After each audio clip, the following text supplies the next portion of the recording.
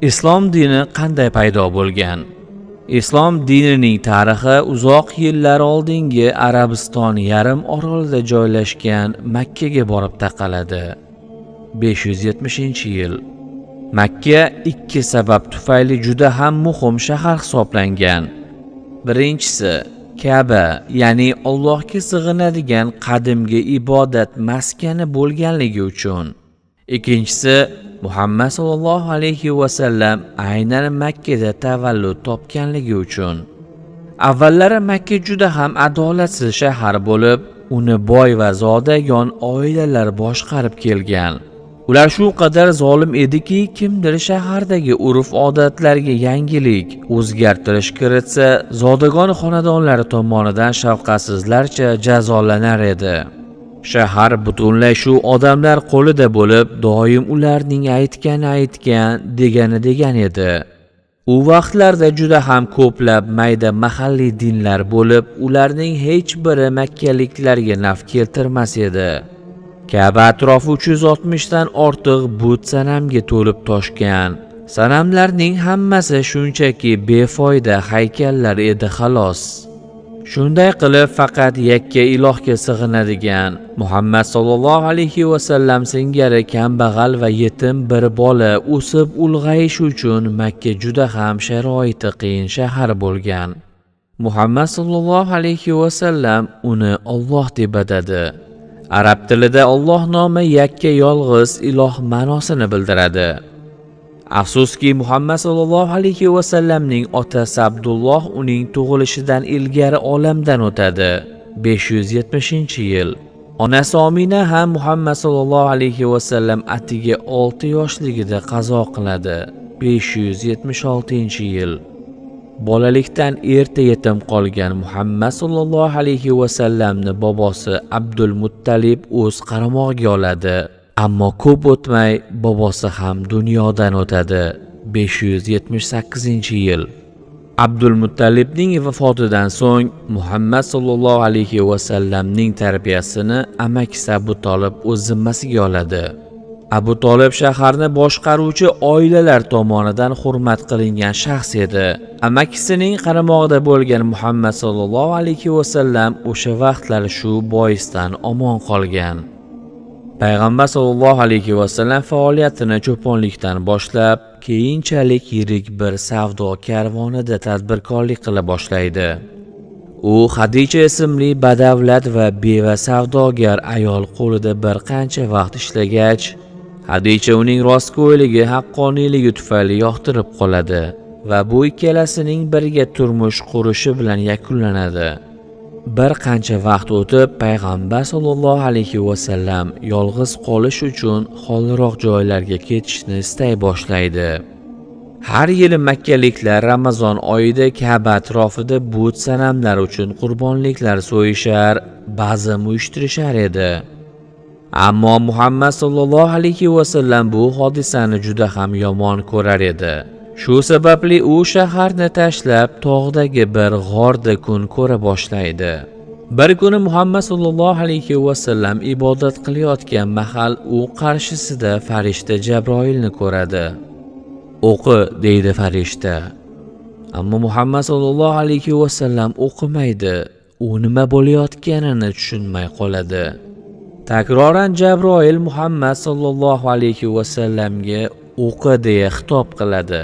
3-bor "O'qi" deya uning yelkasidan tutadi. So'ngra u vahiyni yoddan ovoz chiqarib ayta boshlaydi. "O'qi, seni yaratgan Robbing nomi bilan. U insonni bir tomchi qondan yaratdi. O'qi, eng mehribon zot uchun. U insonga qalam bilan yozishni o'rgatdi, bilmaganini bildirdi." Bu so'zlar Allohdan vahiy bo'lib kelgan edi. Muhammad sallallohu alayhi va sallam xuddi Yahud va Nasoralarning muqaddas kitoblarida payg'ambarlar Xudo bilan so'zlashgani kabi u ham Alloh bilan vahiy orqali so'zlashar. Bu esa Muhammad sallallohu alayhi va sallamning payg'ambar ekanligidan dalolat berar edi. Vahiy kelishi payg'ambarning qolgan umri mobaynida davom etdi. Vahiy kelar, payg'ambar uni yoddan o'qir, Uning do'stlari esa Muhammad sallallohu alayhi va sallam yoddan o'qigan Allohning kalomini yozib olar edilar. Yillar mobaynida qaydlar to'planib jamlandi, bir kitob qilindi va unga Qur'on o'qish deya nom berildi. Chunki Muhammad sallallohu alayhi va sallam Qur'onni o'qirdi.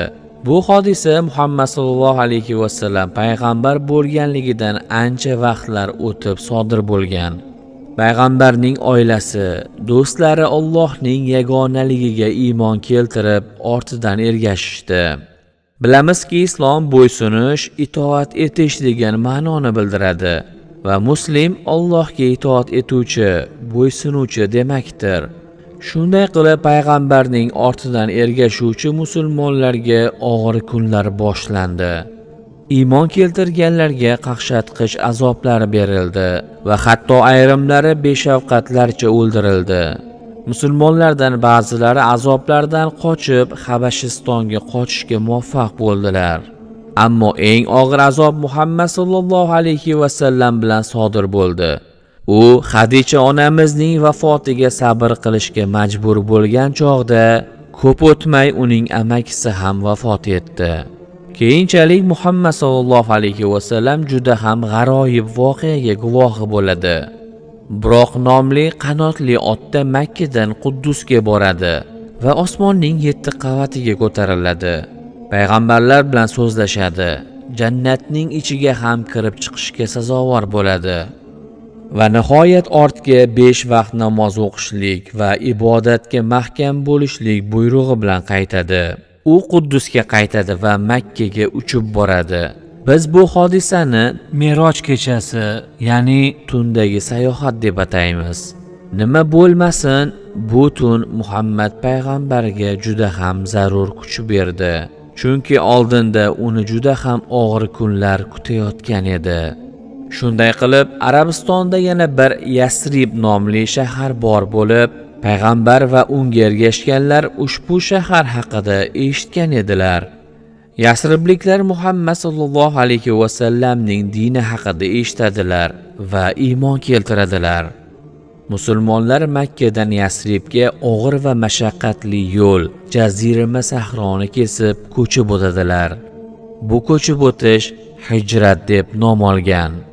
Payg'ambar va uning bir necha do'stlari toki hamma iymon keltirganlar Yasribga ko'chib o'tmas ekan, Makkada qoladilar va keyinroq o'zlarini qutqarish haqida qayg'uradilar.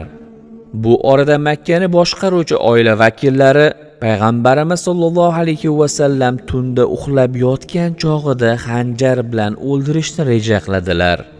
Ammo payg'ambar va uning yaqin do'sti Abu Bakr aylanma yo'l orqali qochishga ulguradilar. Ularning orqasidan ta'qib qilishadi va ularga yetib oladilar. Tog'dagi g'orga berkingan Muhammad sallallohu alayhi va sallam va Abu Bakr ularni hech kim topib olmasliklari uchun Allohdan madad so'rab duo qiladilar. G'orning og'zi o'rgimchak to'qigan qalin to'r bilan berkilib qoladi va g'or og'zida qush inini ham ko'rgan ta'qib etuvchilar g'orda hech kim yo'q deb o'ylaydilar. Allohning izni bilan o'rgimchak va qush Muhammad sallallohu alayhi va sallam va uning do'sti Abu Bakrni himoya qiladi. Payg'ambarimiz xavfsiz Yasribga, ya'ni hozirgi nomi bilan Madinaga yetib olishadi.